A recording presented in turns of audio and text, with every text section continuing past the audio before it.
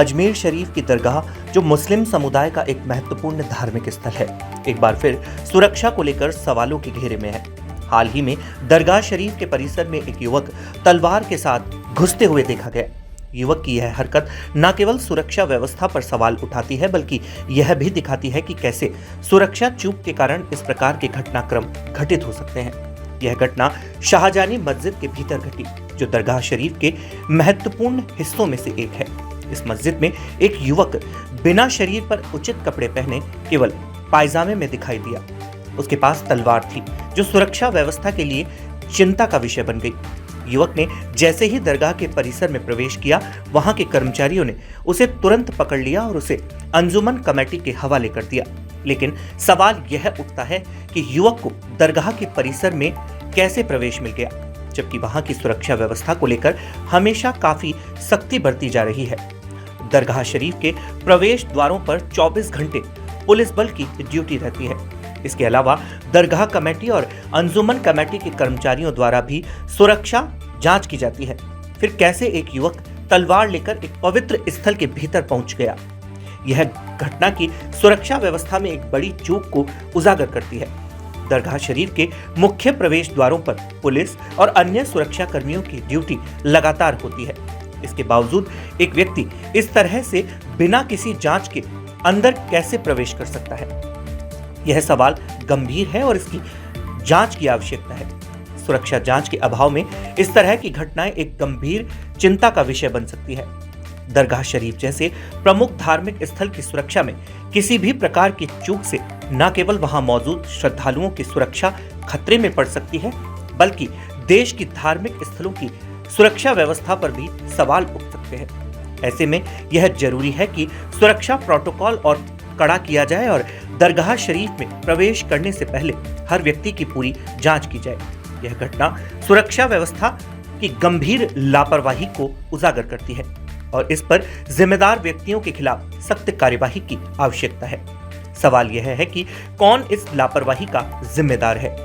क्या यह सुरक्षा कर्मियों की लापरवाही थी या फिर सुरक्षा प्रोटोकॉल में कोई कमी थी? आज ये देखा गया कि एक लड़का जो गालिबन मेंटली रिटार्डेड था और मुसलमानी आलम नाम आ रहा है, पूरा नंगा होकर शाहजानी मस्जिद में आ गया, तलवारें लेके तलवारें चढ़ाई। लेकिन हमारे खादिम बच्चे ने उसको रोक लिया और उसकी बच्चे की हाथ भी जख्मी हुआ और पुलिस ने भी फर्म एक्शन लिया। और मेरे दरगाह नाजिम साहब बिलाल साहब से भी बात हो गई, उन्होंने लिख के भेजा वी आर ऑन जॉब। तो हमने फौरन मौके की स्थिति को देखते हुए दरगाह नाजिम साहब, अंजुमन ने, हमारी खुदा में ख्वाजा की रिप्रेजेंटेटिव बॉडी और पुलिस ने फौरन इस पर परसा से काम बताया। वो एक मुसलमान है जो तलवार लेकर 3 तलवारें लेकर पहुंच गया। हमने ये भी कहा कि गेट पे बैठी हुई पुलिस व्हाट्सअप खेलती रहती है and it's a universal phenomena हर जगह। इन्होंने भी डांट लगाई, सीओ साहब ने, सीआई साहब ने, दरगाह थाने के। और हमने ये कहा कि जिस बंदे ने ये काम किया है, पुलिस का काम किया और उसने अपनी जान जोखिम में डाल के हाथ जख्मी करके उसकी तलवारें रोकी हैं, तो उन्होंने कहा हम उसको लेटर ऑफ एप्रिसिएशन देंगे और अंजुमन सैयदादगान भी अपनी तरफ से 5100 का उसको इनाम देगी, क्योंकि अकेले पुलिस कुछ नहीं कर सकती है। पुलिस और हमको मिलना पड़ता है, मिलके काम करना पड़ेगा। और खादिम समुदाय तो हमेशा इस मामले में जागरूक रहा है, चाहे वो बम ब्लास्ट हो या दरगाह गेट पे गोली चलना हो। और अभी भी उसी लड़के ने बचाया है, वरना तो अगर वो तलवारें चला देता, कोई जख्मी होता तो एक सीरियस बात हो जाती। तो the things are under control. कितनी तलवार के अंदर जैसा क्या खिलौने टाइप थी या ओरिजिनल? नहीं, 2-3 बड़ी तलवारें थी, आपको देख लीजिएगा। वो हो गया तो बात हो गई। The situation is under control. ठीक है, ओके। बताने वाला कौन था? वो एक खादिम लड़का है, उसने बताया, उसने मेरे पास वीडियो डाली, मैंने फौरन दरगाह नाज़िम के पास भिजाई। उन्होंने कहा we are on job. Police भी लग गई, सीओ साहब खुद थे थाने में, सीआई साहब, और इस मामले को सुलझा लिया गया है। Thank you. आज सुबह 11 बजे दरगाह के अंदर एक लड़का, जिसकी मानसिक स्थिति थोड़ी सही नहीं लग रही थी, एक जो शोपीस नुमा तलवार टाइप की जो चीज़ होती है उसको लेकर के और एकाएक कपड़े उतार दिए और तलवार को लहराने लगा, जिस पर वह मौजूद जो लोग हैं उनमें से और हमारी पुलिस ने उसको काबू किया और पकड़ के लाए हैं और इसकी जांच कर रहे हैं। अभी उसकी मानसिक स्थिति की भी जांच कराएंगे और वो किस तरीके से अंदर आया उसकी भी हम जांच कर रहे हैं। सर कौन है, क्या नाम है? ये आलम नाम से है, इसका नाम आलम है। ये उत्तर प्रदेश जौनपुर का रहने वाला है, बता रहा है ये। तो इसकी भी हम जांच करेंगे कि ये कहाँ का रहने वाला है। सर इतनी सुरक्षा होने के बाद भी अंदर एंट्री कर ली इसने तलवार लेकर, क्या करें?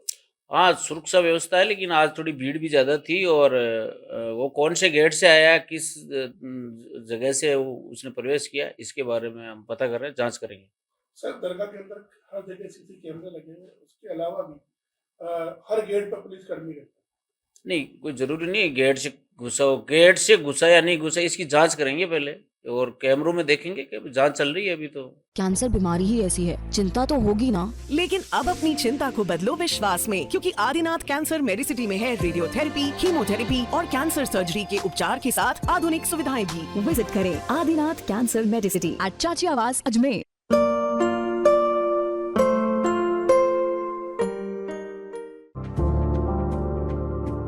Are you not excited? Holidays will be very boring for me.